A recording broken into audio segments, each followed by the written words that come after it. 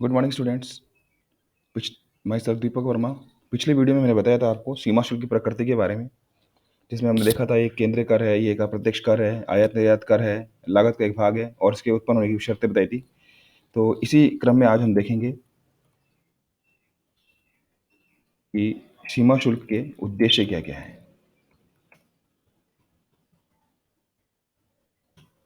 सीमा शुल्क के उद्देश्य देखिए, सीमा शुल्क है, यदि किसी भी शुल्क अथवा कर को लगाने में राजस्व में वृद्धि होती है, लेकिन शुल्क लगाने का एकमात्र उद्देश्य केवल राजस्व में वृद्धि नहीं हो सकता।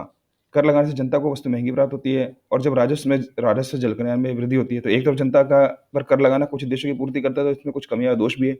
अतः कर लगाने से पूर्व सभी पक्षों का अध्ययन करना आवश्यक है। ऐसा नहीं कि राजस्व पूर्ति करने के लिए जनता का शोषण हो जाए, ऐसी स्थिति भी नहीं होनी चाहिए।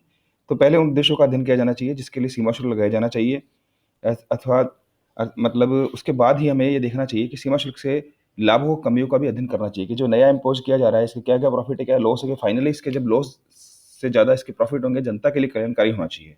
तो व्यवहारिक जीवन में भी दोनों पक्षों को ध्यान में रखते हुए उचित सीमा के भीतर इसको लगाया जाता है। तो सीमा शुल्क लगाने के निम्नलिखित उद्देश्य है। तो सबसे पहला जो उद्देश्य देखा जाएगा तो वो राजस्व प्राप्त करना है।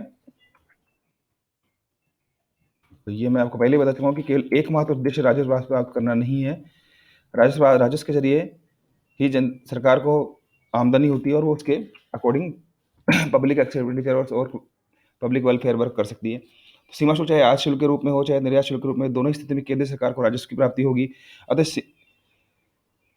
शुल्क लगाने के उद्देश्य चाहे जो भी हो, इसमें राजस्व की प्राप्ति तो होती है, परंतु अनेक बार देखने में आता है कि सरकार का मुख्य उद्देश्य राजस्व प्राप्त करना ही होता है। इससे उद्देश्य की पूर्ति के लिए शुल्क की दर में वृद्धि जाती है और नई उस पर कर लाया जाता है, जो कि उचित नहीं होता। तो उचित दृष्टिकोण रखते हुए इसे लागू किया जाना चाहिए। दूसरा चाहिए घरेलू उद्योग को संरक्षण प्रदान करना।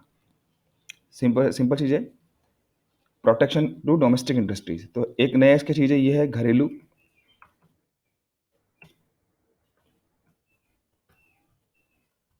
उद्योगों को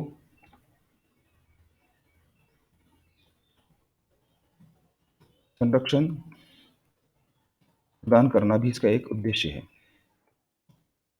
वरना क्या होगा, जैसे मान लो अगर कोई चीज़ विदेश के अंदर हो रही है, हमारे से कम रेट पे हो रही है, अगर हम उस पर आयात निर्यात शुल्क लेंगे तो हमारे देश में आके बेचेगा, और मान लो हमारे यहाँ प्रोडक्शन रेट उसके ज़्यादा हो रही है तो फिर हमारा डोमेस्टिक मार्केट खतरे में उड़ जाएगा। तो हम क्या करेंगे, उसके ऊपर निर्यात शुल्क लगा देंगे, जिससे वो यहाँ आते आते महंगे हो जाए और हमारे डोमेस्टिक मार्केट के अंदर इक्विलिब्रियम बना रहे, बैलेंस बना रहे।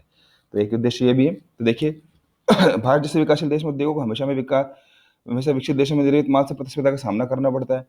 तो विदेशी माल सस्ते कच्चे माल या क्रम लागतों के कारण सस्ता होता है, अतः अक्सर भारतीय बाजार में अपना प्रभुत्व जमा लेता है। इससे भारत में कई उद्योग बंद होने की स्थिति में बन जाते हैं। अतः ऐसी स्थिति में केंद्र सरकार उस वस्तु पर आयात शुल्क लगा देती है। निर्यात शुल्क में पहले गलत बोल गया था, मतलब आयात शुल्क हमने मंगाया तो आयात शुल्क लगा देंगे, इससे महंगे हो जाएंगे और हमारे घरेलू उद्योग को संरक्षण मिल जाएगा, जिससे कि विदेशी माल भारतीय बाजार में महंगा हो जाता है। इस प्रकार घरेलू उद्योग को संरक्षण प्रदान करने के उद्देश्य से भी किसी वस्तु के ऊपर आयात शुल्क लगाया जा सकता है। तीसरा क्या होता है, निर्यात घटाना। निर्यात कई बार क्या होता है, प्रॉफिट के चक्कर में जो हमारे यहाँ के जो प्रोड्यूसर्स है, जो उत्पादन करता है, वो विदेशों में माल बेचते हैं अधिक लाभ कमाने के लिए, जिससे हमारे घरेलू मार्केट के अंदर सामानों की कमी हो जाती है, उस वस्तुओं की, और यहाँ महंगाई बढ़ जाती है। तो हम ऐसी स्थिति के अंदर क्या करेंगे, उसको निर्यात नहीं हो सके तो उसके ऊपर निर्यात शुल्क बहुत महंगा कर देंगे, जिससे वो जो लाभ कमाने की स्थिति कर रहे हैं वो निर्यात शुल्क देने के चक्कर में प्रॉफिट चलेगा तो वहाँ नहीं बेच पाएंगे। तो निर्यात महंगे करने से निर्यात घट जाएंगे ताकि हमारे जो घरेलू मार्केट की पूर्ति है वो पूरी हो सके। तो देखिए, यदि किसी वस्तु की विदेशों में अधिक मांग हो तो व्यापारी उस वस्तु को अधिक मात्रा में निर्यात कर देते हैं, जिससे कि देश में एक वस्तु में कम मात्रा में उपलब्ध होती है और मांग अधिक होने से वस्तु में घरेलू बाजार में मूल्य बढ़ जाते हैं। तो उसको बैलेंस स्थापित करने के लिए हम निर्यात महंगे कर सकते हैं। तो ऐसी वस्तु का निर्यात शुल्क बढ़ा दिया जाता है और ये विदेश में वस्तु महंगी हो जाती है और निर्यात हेतु उनकी मांग घट जाती है और देश में पूर्ति बढ़ जाती है। फाइनली कंक्लूजन ये निकलता है कि जो हमारे डोमेस्टिक मार्केट है वहाँ पर इसकी कम हो जाएगी रेट है। एक होता है विदेशी मुद्रा की बचत करना, एक है विदेशी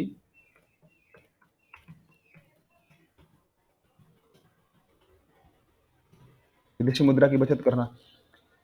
विलासिता की अनेक वस्तुएं भारत की तुलना में विदेशों में अच्छी किस्में बनाई जाती है और देश का धनी वर्ग इन वस्तुओं के आयात पर बड़ी मात्रा में विदेशी मुद्रा खर्च करता है। अतः विदेशी मुद्रा कम उपलब्ध होने से सामान्य वर्ग आवश्यकता की वस्तुओं का उपयोग करने से वंचित रह जाता है।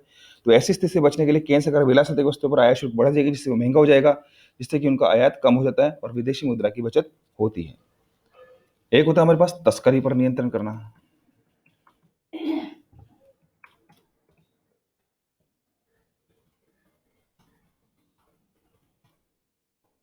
देखिए, स्मगलिंग रोकना भी इसका एक उद्देश्य है। तो सीमा शुल्क की ऊंची दरें तस्करी को बढ़ावा देती है। तस्करी के माल पर सरकार को शुल्क प्राप्त नहीं होता है। तस्करी के माल की लागत कम होती है। अतः ऊंची आयात दरों के कारण तस्करों को लाभ बढ़ जाता है। अतः सरकार तस्करी पर नियंत्रण हेतु सीमा शुल्क कम कर देती है, क्योंकि कोई भी व्यक्ति गैरकानूनी काम करेगा नहीं जब उसे कम करना है। जैसे मान लो इनकम टैक्स, अगर मैं कह रहा हूँ कि इनकम टैक्स बचाने की कोशिश कर रहे हैं लोग, अगर मैं कह दूँ कि 10 लाख तक इनकम टैक्स नहीं देना है, तो इसका मतलब जो छोटे मोटे जो ये 10 लाख तक के जो करते थे बच जाएंगे। मैं एक एग्जाम्पल दिया, ऐसा ये नहीं है, क्योंकि पूरा रोकने के लिए तो हमारे को दूसरे कदम भी उठाने पड़ेंगे। तो सीमा शुल्क के रेट कम कर देते हैं, जिससे क्या होता है कि जब नाम मात्र का शुल्क रहेगा, ज़्यादा शुल्क नहीं रहेगा, तो वो बेईमानी नहीं करेगा, क्योंकि उसको पता है कि फिर पकड़ में आएंगे, फिर उल्टी सीधी चीज़ें होगी, उल्टा दंड और भोगना पड़ेगा, तो एक नंबर से काम करेगा, मतलब लीगल प्रोसेसिंग। तो भारत ने पिछले वर्षों में सोने की तस्करी को नियंत्रित करने के लिए सोने पर आयात शुल्क कम किया गया है, जिसके परिणाम अच्छे सामने आए। इसमें एक तरफ सोने की तस्करी पर नियंत्रण लगा, दूसरी तरफ सरकारी राजस्व में भी वृद्धि हो गई। एक होता है व्यापार शेष में भुगतान शेष को अनुकूल करना। तो optimum the balance of the trade and the balance of payment, एक भुगतान संतुलन खाता होता है। ये इकोनॉमिक्स में आप अच्छे से देख चुके हो। तो उसको अनुकूल करने का एक तरीका होता है कि विदेशी मुद्रा बढ़ा देना। तो विदेशी बहुत सारे तरीके होते हैं, हालांकि विदेशी मुद्रा तो नहीं तो हमें लोन लेना पड़ता है, तो वैसे तो कहते हैं भुगतान संतुलन हमेशा संतुलित रहता है, लेकिन व्यापार खाता असंतुलित रहता है और फाइनली भुगतान भी असंतुलित ही हो सकता है, हो जाता है। तो उसको हम सिस्टमैटिक सेटल करने के लिए, संतुलित करने के लिए हमारे को जो उसका मेन जो कंक्लूजन है यही होता है कि हमारे पास विदेशी मुद्रा की पूर्ति बढ़नी चाहिए। तो विदेशी मुद्रा पूर्ति का एक बहुत अच्छा साधन सीमा शुल्क है। तो उसके लिए भी मतलब जैसे किसी एक सिंपल वर्ड में कहूँ कि अगर आयात बढ़ जाएंगे तो हमारी विदेशी मुद्रा जाएगी, और निर्यात घट जाएंगे तो विदेशी मुद्रा आ नहीं पाएगी, इससे भुगतान असंतुलन की स्थिति होगी। तो हमें निर्यात बढ़ाने होंगे और आयात कम करना होगा। ऐसे स्थिति में निर्यात पर सीमा शुल्क हटा दो और आयात पर बढ़ा दो। ऐसे बहुत सारी चीज़ें हम इसके द्वारा संतुलित कर सकते हैं। तो एक ये एक और चीज़ इसका ये इसका व्यापार शेष एवं भुगतान शेष को अनुकूल करना।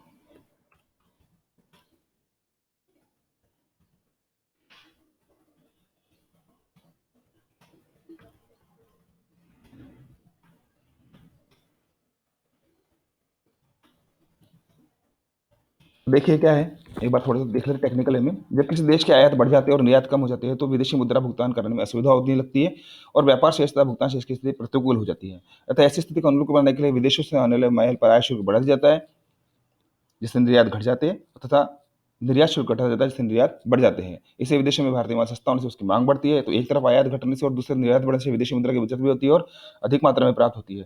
तो ये दो तरफा प्रयास से व्यापार शेष अनुकूल होने लगता है। इसी के साथ साथ भुगतान शेष संतुलन की स्थिति भी अनुकूल होने लगती है। तो ये थे हमारे पास सीमा शुल्क के उद्देश्य। Thank you very much.